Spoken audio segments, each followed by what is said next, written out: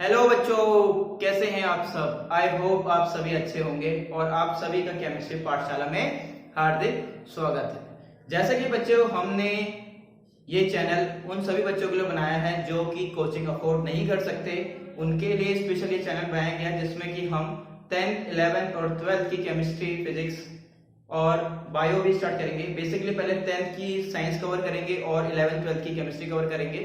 ठीक है, तो प्लीज लाइक करिए, सब्सक्राइब करिए और बेल आइकन को दबाइए। ठीक है, ताकि जो भी नोटिफिकेशन हो चैनल की वो आपको मिलते रहे टाइम टू टाइम। ठीक है, चलिए बात करते हैं कि आज मैं वीडियो क्यों लेके आया हूँ। बच्चों की जैसे कि हमने केमिस्ट्री का क्लास 11th का पहला चैप्टर खत्म कर लिया है, करीब करीब 15 वीडियोस बनाई है उसमें मैंने, आपको देखिए जाके उसमें। अब आज हम स्टार्ट करने वाले हैं। कुछ स्टूडेंट्स थे जो मेरे ऑफलाइन थे, वो कह रहे हैं कि सर हमें क्लास 10th की भी सर कुछ वीडियोस बना के दीजिए। हमने ऑफलाइन तो पढ़ाई है आपसे, कभी रिवाइज करने के लिए या जो हमारे से जो जूनियर बच्चे हैं उनके जो भाई हैं, छोटे भाई, उनके लिए भी कुछ वीडियो सर बना के दिए ताकि हम उनको बोलिए कि आप चैनल को लाइक करके या सब्सक्राइब करके देख सकते हैं। वैसे बिना इसको लाइक और सब्सक्राइब करके भी देख सकते हो। ठीक है, बट आप देखते हो तो आपको प्लीज लाइक करना चाहिए, सब्सक्राइब करना चाहिए चैनल को। ठीक है, चलिए मैं बात करता हूँ आज केमिस्ट्री का चैप्टर नंबर 1 केमिकल रिएक्शन और इक्वेशन को स्टार्ट करूंगा मैं। ठीक है बच्चों, इसको स्टार्ट करने से पहले मैं आपको ये बता दूं, ये केमिस्ट्री का बेस है। 9th 10th में बेस बनना स्टार्ट हो जाता है बच्चे का। ठीक है, केमिस्ट्री, फिजिक्स और बायो का बेसिक डिफरेंस उसको समझ आता है कि क्या इनका डिफरेंस है। ठीक है, किस तरीके से यहाँ आपको चीजें मिलती हैं, अलग अलग चीजें आप पढ़ते हो। फिजिक्स में न्यूमेरिकल्स की बात करते हो, वहां फैक्ट्स की बात करते हो, बायो में आप कुछ लर्न करना स्टार्ट करते हो। ठीक है, केमिस्ट्री में आप भी फैक्ट की बात करते हो और on the basis of chemical reactions की यहाँ पे आप लर्न करने में स्टार्ट करते हो। आपने क्लास 9th में बेटा पढ़ा होगा, मैटर के बारे में पढ़ा होगा। Matter in our surrounding, is matter is pure, atom and molecules. ठीक है, पीरियोडिक क्लासिफिकेशन। देखो ये छोटे छोटे आपने चैप्टर पढ़े थे आपने 9th क्लास में। वहां आपने सबसे बेसिक चीज से स्टार्ट करा था एटम से, और वहां एटम से मैटर पे गए थे आप, मैटर से आप ठीक है मॉलिक्यूल्स में गए थे। ठीक है, मॉलिक्यूल्स फिर आपने एटम का स्ट्रक्चर भी पढ़ा था। ठीक है, वहां आपने मिक्सचर के बारे में पढ़ा था, कंपाउंड्स के बारे में पढ़ा था। ठीक है, होमोजेनियस, हेट्रोजेनियस, ठीक है, कैसे हम सेपरेट कर सकते हैं। वहां आपने केमिस्ट्री का जो 9th और 10th का है, वहां आपने पूरा फिजिकल केमिस्ट्री पढ़ा था। फिजिकल का मतलब एक तरीके से लगा सकते हो कि फिजिकल प्रॉपर्टीज पढ़ी थी कि क्या होती है केमिस्ट्री में, किस तरीके से वर्क करती है केमिस्ट्री। अब उसी फिजिकल और जो 10th क्लास है उसमें आप केमिकल प्रॉपर्टीज के बारे में पढ़ने वाले हो, उन सभी चीजों की जो आपने एलिमेंट पढ़े थे 20, जो 1 से लेके हाइड्रोजन, हीलियम, लिथियम वाली पूरी जो आपने 20 तक चैन पढ़ी थी। ठीक है, वहां आपने उसकी फिजिकल प्रॉपर्टीज के बारे में जाना था, कैसे बनी, कहां से आई। ठीक है, वहां बेसिक इंट्रोडक्शन हुआ था। अब हम उसकी केमिकल प्रॉपर्टीज के बारे में पढ़ेंगे। ठीक है, इस तरीके से पढ़ेंगे ताकि आप कंबाइन कर पाओ और ये किस तरह से यूज होती है आगे। 11th में भी यूज होंगी, आपने देखा होगा बायो में भी केमिकल रिएक्शन रिपीट होंगी।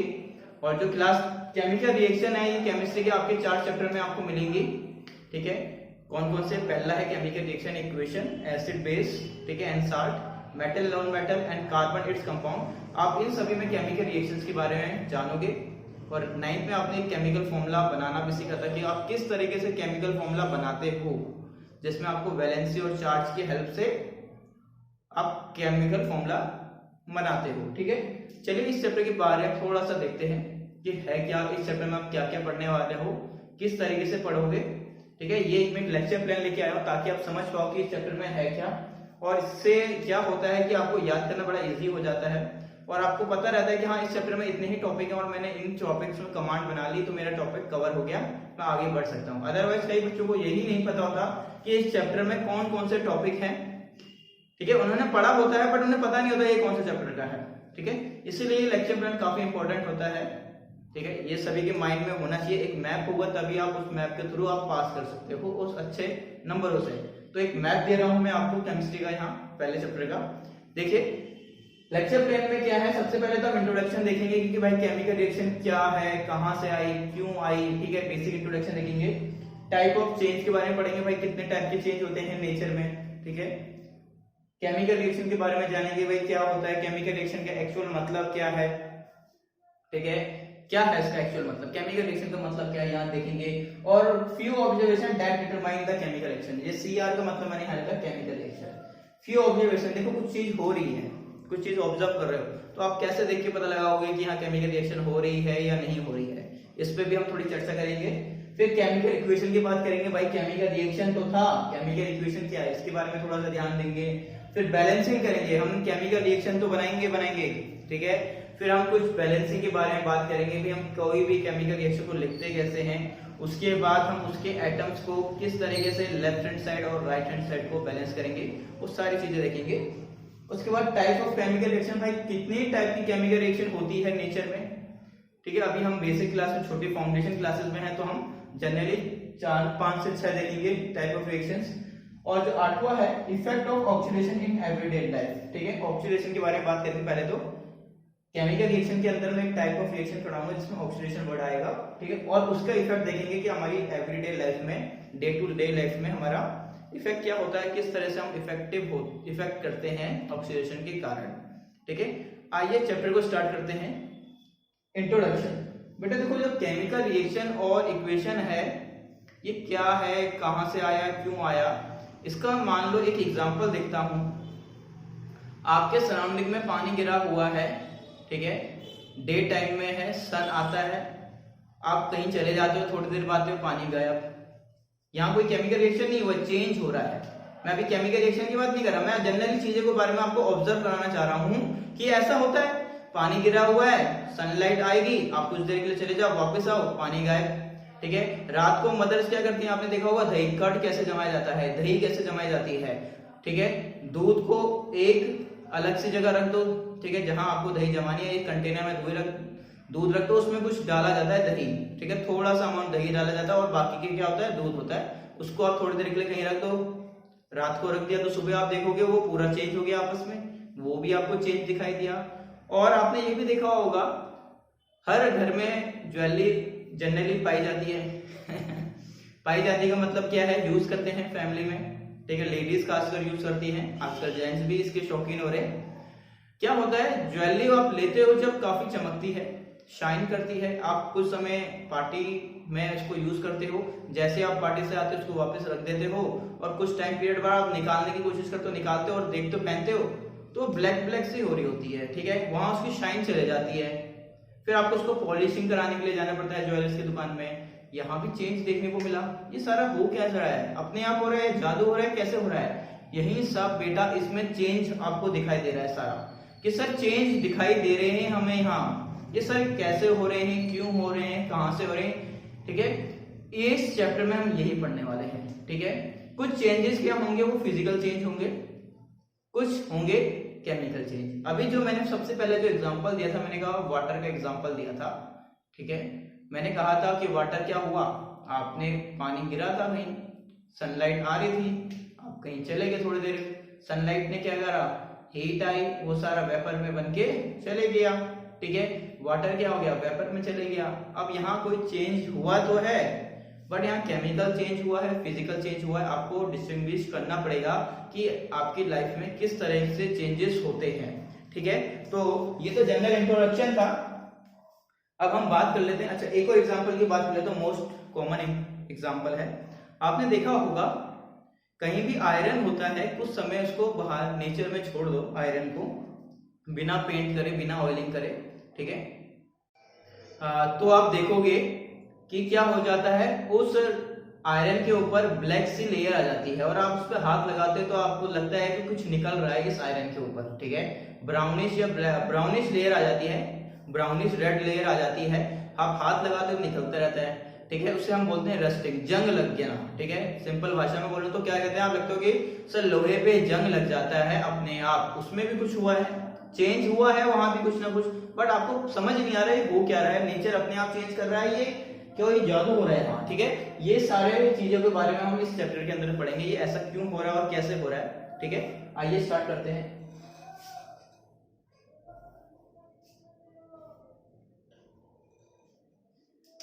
देखो, जो मैंने चेंज की बात करी, आपने सबसे पहले चेंज की हमने बात करी, मैंने कहा सर मिल्क ने क्या करा, मिल्क किस में चेंज हुआ, सर कर्ड में चेंज हो गया, मिल्क कर्ड में चेंज हो गया। सर आयरन में सर रस्टिंग लग गई, ठीक है, आयरन में रस्टिंग लग गई। सर ज्वेलरी क्या होगी, सब क्रोडेड होगी हमारे पास, ठीक है। क्रोड का मतलब क्या हो गया, ब्लैक ब्लैक सा आ गया, उसमें थोड़ा सा उसका जो शाइननेस थी वो खत्म होगी, ठीक है, क्रोडनेस आ गया सिंपली, ठीक है, अपनी लक्सरियस खो रहा है, चमक खो रहा है, ठीक है। और आपने देखा हो खाना भी क्या होता है, आपने खाना रखा है कहीं कुछ समय के लिए, आप तो छोड़ दो, खासकर गर्मियों के टाइम क्या होता है, खाने में स्मेल आने लग जाती है, ठीक है। फूड भी क्या हो जाता है, जो फूड हो जाता है वो भी किस में चेंज होता है, वेस्ट की तरह वेस्ट बन जाता है। हाँ, वो खाने लायक नहीं होता, वो खाने लायक नहीं होता, वो वेस्ट हो जाता है एक तरीके से। फूड क्या होता है, आप टाइम पीरियड पे छोड़ दो तो वेस्ट की तरह वेस्ट बन जाता है, वो तो खा ही नहीं सकते, बीमार और पड़ जाओगे उसको, ठीक है, उसको तो फेंकना पड़ता है उसको।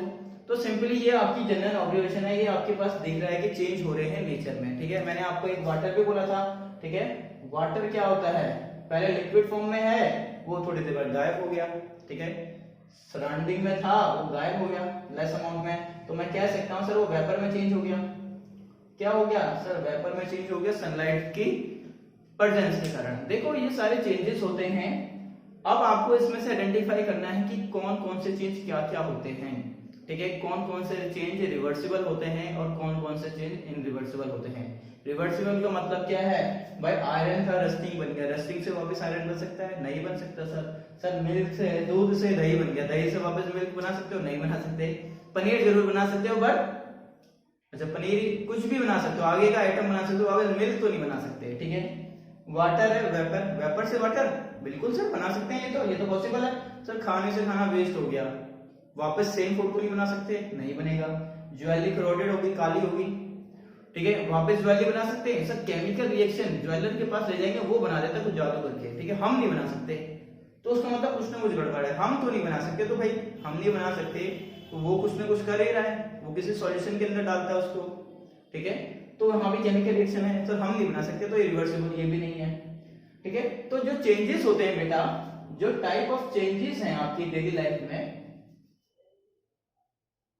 ठीक है, वो दो तरीके से होते हैं। एक होता है फिजिकल चेंज, एक होता है फिजिकल चेंज, एक होता है केमिकल चेंज, एक होता है केमिकल चेंज। हम दो चेंज की बात करते हैं। ये वैसे हमने टॉपिक 9th में भी पढ़ा है, 8th में भी पढ़ा है, 9th और 7th में पढ़ा है, ठीक है।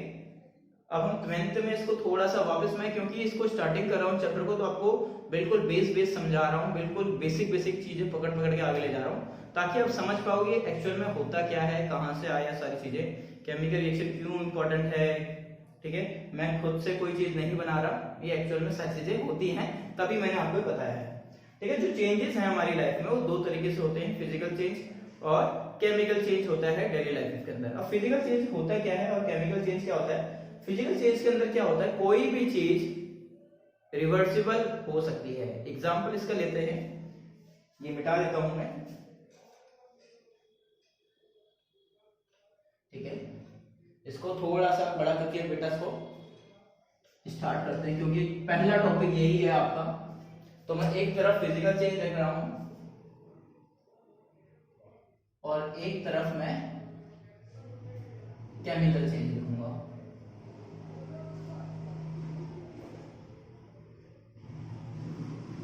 ठीक है।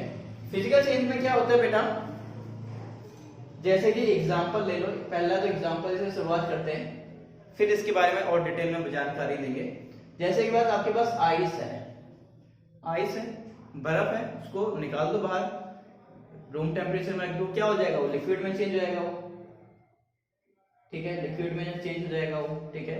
उसके बाद क्या करो उसको, यहाँ क्या है वाटर भी है, यहाँ वाटर सॉलिड रूप में है, और यहाँ वाटर क्या हो गया लिक्विड में हो गया। अब इसको क्या करो आप टेम्परेचर बढ़ा दो, उसको कंटेनर में या बंडल से आप उसको हीट करो, हीट करने के बाद क्या होगा वाटर कम होता जाएगा, क्या होगा वहां वाटर क्या हो जाएगा 100 डिग्री से ज्यादा दे दिया, क्योंकि इसका बॉइलिंग पॉइंट क्या होता है 100 डिग्री, तो ये वाटर क्या करेगा वेपोरेट होने लग जाएगा, वेपर की फॉर्म में आने लग जाएगा, ठीक है।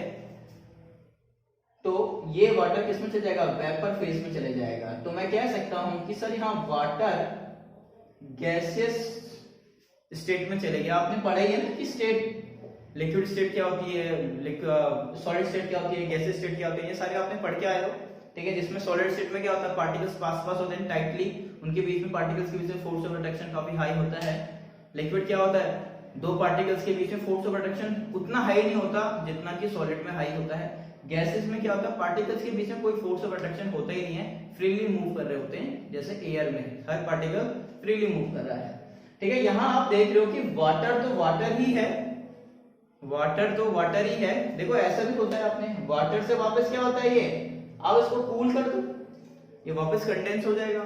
जैसे सराउंडिंग में आपके पास वाटर है, सराउंडिंग में क्या होता है, बारिश आती है, उसका मतलब होता है क्या, जो आपका सराउंडिंग का वेपर जो वाटर है वो क्या बनाता है, क्लाउड बना देता है, ठीक है। वो वापस लिक्विड फॉर्म में आ जाता है और वो बरस जाता है। आप इसको बैक साइड पे ला सकते हो, डायरेक्ट भी कर सकते हो, या आप इनडायरेक्ट यहाँ भी जा सकते हो और यहाँ भी जा सकते हो, आप वापस बैक साइड भी जा सकते हो। तो कहने का मतलब है यहाँ वाटर अपनी फेज चेंज कर रहा है, वो एक्चुअल में है तो वाटर। वाटर का मतलब यहाँ वाटर जो रहेगा वो H2O ही रहेगा, यहाँ के पानी में भी H2 होगा, यहाँ के पानी में भी H2O होगा और यहाँ के पानी में भी H2O होगा, ठीक है। बस उसकी क्या होगी, वाटर का फॉर्मूला रिमेन सेम होगा, बट उसकी कंपोजिशन या उसकी फेज या उसकी स्टेट, फेज बोल लो उसको या स्टेट चेंज होगी, फेज बोल लो या इसकी स्टेट चेंज होगी, बट वाटर तो रिमेन वाटर ही रहेगा, उसकी बस फिजिकल स्टेट चेंज होगी। ये फिजिकल स्टेट चेंज हो रही है, केमिकल स्टेट चेंज नहीं हो रही है, ओनली फिजिकल स्टेट चेंज हो रही है कि पहले लिक्विड में था, फिर गैस में जा रहा है, कभी सॉलिड में जा रहा है, ठीक है। सॉलिड का मतलब आइस में जा रहा है, तो फिजिकल स्टेट चेंज हो रही है। और ये क्या दिख रहा है, साफ साफ आपको दिखाई दे रहा है कि सर फिजिकल स्टेट चेंज हो रही है, हमने लिख दिया एग्जांपल भी, चलो एक एक मान लो पॉइंट, तो उसको दूसरा मान लो, ठीक है। अब मैं इसकी बात करूं, चलो इसके एग्जांपल की बात करते हैं। पहले आयरन था, रस्ट लग गया इसमें, ठीक है, रस्टिंग होगी।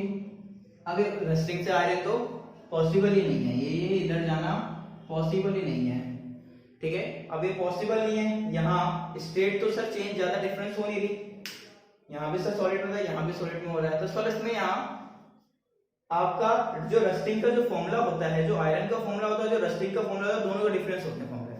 उनका जो आयरन होता है वो प्योर Fe होता है, और जो रस्ट होता है उसके मैं फॉर्मूले की बात करूंगा तो वो Fe2O3.X H2O होता है। इसके हम फॉर्मूले के बारे में आगे भी बात करेंगे। इन दोनों के फॉर्मूले में ही चेंज है, जबकि यहाँ जो वाटर का फॉर्मूला था तीनों जगह सेम H2O था, ठीक है। यहाँ फॉर्मूले पे अलग अलग है। और एक और एग्जांपल से समझो उसको, जैसे कि H2 plus O2 gives water, ये सभी को पता है, ये सभी को पता है H2 plus O2 gives water.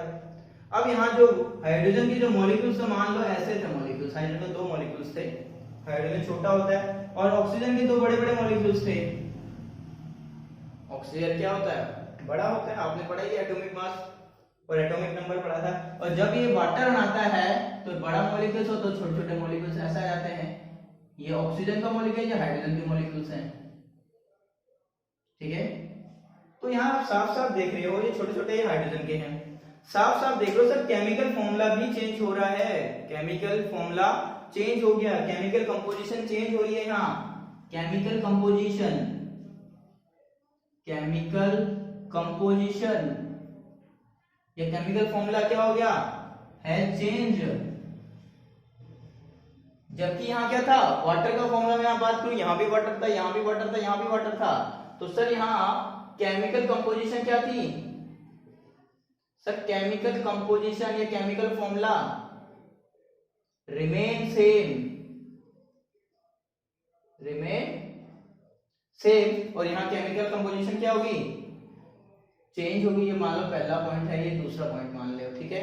और यहाँ स्टेट क्या हो रही है सर, चेंज हो रही है, तो यहाँ स्टेट चेंज भी हो सकती है या रिमेन सेम भी रह सकती है। यहाँ आपकी स्टेट चेंज भी हो सकती है या रिमेन सेम भी हो सकती है, बट यहाँ अभी क्या देखने को मिल रहा है सर, स्टेट चेंज हो रही है, बट केमिकल फॉर्मूला क्या रहेगा, H2O फेज स्टेट चेंज होगी। यहाँ आप इस तरह से बोल सकते हो इन फिजिकल चेंज, ठीक है, द कंपाउंड, ठीक है, has change it's physical state but, ठीक है, but remain same it's chemical composition, या कह सकते हो कि उसकी केमिकल कंपोजिशन रिमेन सेम रहेगी और उसका फेज चेंज हो सकती है। इसके केस में क्या होगा सर, फेज चेंज में भी यहाँ फेज में भी चेंज और not but chemical composition has change, ठीक है, has been change, should be change या शुड बी चेंज हो, यहाँ लिख सकते हो इसको, ठीक है। ग्रामेटिकल चीज को इंग्लिश को सही करने ना, क्योंकि आप बड़े हो चुके हो, 10th क्लास में आ गए, ठीक है। एक तो ये डिफरेंस हो गया, आपको समझ आ गया कि सर स्ट्रक्चर फॉर्मूला चेंज हो रहा है यहाँ, ठीक है, यहाँ नहीं हो रहा, ठीक है। और बेटा ये परमानेंट नहीं है, ये परमानेंट है, याद देखो बैक साइड नहीं आ सकता, ये परमानेंट चेंज हो गया, ये परमानेंट चेंज नहीं है, ये बैक साइड भी आ रहा है, तो हम बोलते हैं कि सर ये रिवर्सिबल है, रिवर्सिबल चेंज है सर ये क्या है, रिवर्सिबल, सर वापस आ रहा है तो, और सर ये इरिवर्सिबल है, सर ये इरिवर्सिबल चेंज है, इनरिवर्सिबल चेंज है, ये बैक साइड वापस नहीं आ सकता, ठीक है। रस्ट से वापस आयरन नहीं आ सकता, वाटर मॉलिक्यूल बन गया, ऐसा नहीं कि अपने आप ही टूट के H2 और O2 दे देगा, स्पेसिफाई कंडीशन में टूटेगा भी, तो वैसे टूटता नहीं है इतनी इजीली, स्पेसिफाई कंडीशन में टूटेगा तो ये बनेगा, अदरवाइज ये इनरिवर्सिबल है, ये चेंज नहीं होता, ठीक है, और ये चेंज हो जाता है। अब देखो पानी है भाई, पानी की प्रॉपर्टी क्या होती है, पानी ही की प्रॉपर्टी सेम रहेगी यहाँ, और यहाँ क्या होगा, आयरन की प्रॉपर्टी तो खो गई, नई चीज बन गई, यहाँ आपको नए कंपाउंड दिखाई दे रहा है, यहाँ आपको कोई ऐसा नया कंपाउंड नहीं दिखा रहा, शिफ्ट होता जा रहा है बस स्पेस। तो मैं यहाँ लिख सकता हूँ एक और पॉइंट में, चलो कुछ ऊपर का मिटा देता हूँ, ठीक है, ऊपर का मिटा रहा हूं, ठीक है। आपको यहाँ फिफ्थ प्रॉपर्टी न्यू कंपाउंड, ठीक है, न्यू प्रोडक्ट इज फॉर्म लिख दो, ऐसे simply new product is form, यहाँ आपको न्यू प्रोडक्ट मिलेगा इस फॉर्म, ठीक है। इसमें आपको कोई नया प्रोडक्ट नहीं मिलेगा, वाटर ही चल रहा था, तो no new product is form. एक ही एग्जांपल से समझ आ रहा है मेरे ख्याल से आप सभी को, और आना भी चाहिए, इतना कुछ टफ नहीं है, ठीक है।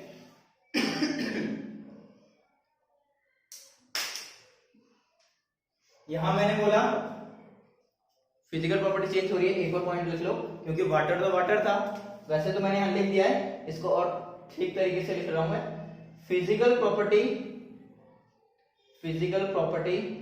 यहां क्या रहती है, वाटर तो वाटर ही रहेगा, रिमेन, अच्छा, में भी चेंज, फिजिकल का मतलब देखने से चेंज हो सकता है, वाटर सॉलिड में था, फिजिकल प्रॉपर्टी लिक्विड में जा रहा है, गैस में जा रहा है, फिजिकल प्रॉपर्टी ये है, जो भारी रूप से दिखाई देती है वो होती है फिजिकल प्रॉपर्टी, ठीक है। ये physical property has change but chemical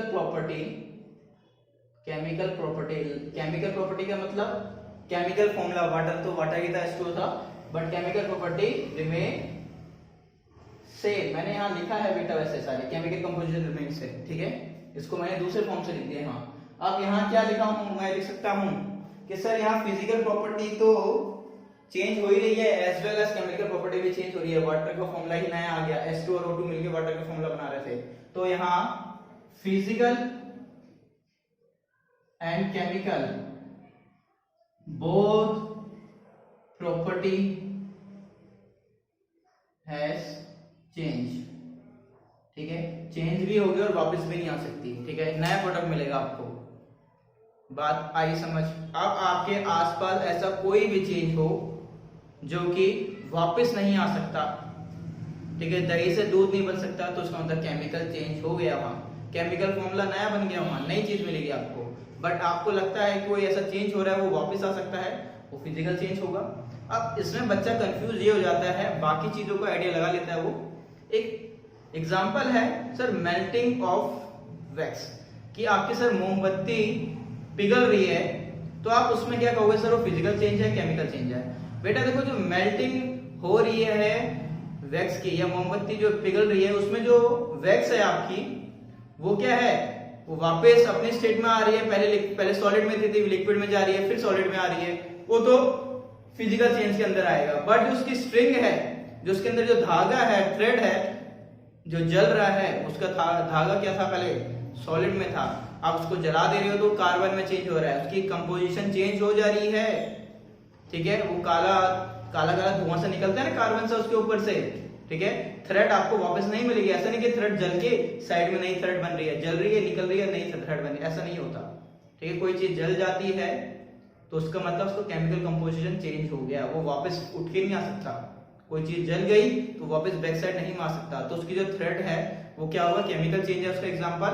और मेल्टिंग ऑफ आई वैक्स की बात करो तो ओनली वैक्स की तो फिजिकल चेंज है, और उसकी थ्रेड की बात करोगे तो वो केमिकल चेंज है, और मेल्टिंग ऑफ वैक्स आपका फिजिकल चेंज है। सॉरी, थोड़ा सा मिसमैच हो गया। और बहुत सारे एग्जांपल है, आप आयरन का रस लगाना, कई एग्जांपल तो मैंने पहले आपको लेते हुए समझाए हैं।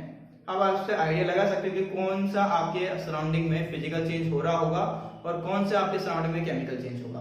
ठीक है, नेक्स्ट क्लास में बेटा केमिकल रिएक्शंस के बारे में पढ़ेंगे और केमिकल इक्वेशन के बारे में पढ़ेंगे। तब तक के लिए बच्चों बाय, और अपने सभी स्टूडेंट्स को बोलिए जो नए नए क्लास 10th में आए हैं अभी, कि आइए चैनल में एजुकेशन लीजिए, मैं चैप्टर वाइज चलाऊंगा, आप अपनी डिमांड बताइए कि सर ये चैप्टर कराइए, ये टफ लग रहा है, स्कूल में इस तरह से चल रहा है, हमें भी इस तरीके से कराइए। मैं पूरा गाइडेंस दूंगा, जो भी डाउट्स आ रहे हैं आप कमेंट में लिखिए, उस हिसाब से हम चलेंगे। तब तक के लिए बच्चों बाय।